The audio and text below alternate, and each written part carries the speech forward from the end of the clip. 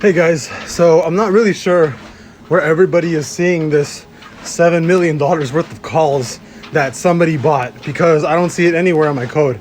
Does anybody have a source for that 7 million? Because the biggest number that I found was actually March 19, $30 calls. And I think the volume float on that was about $6.5 million.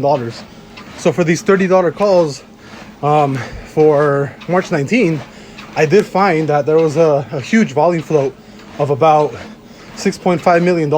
And I think tomorrow's are pretty evened out between calls and puts. But puts actually have the bigger volume float, for tomorrow, which is February, what is it, 19? But yeah, I mean, everybody keeps saying that somebody bought $7 million worth of calls before, close today for PLTR, but I can't seem to find it anywhere for this week, next week, the week after, up until March 19th, which is basically a volume flow of about 6.5 million.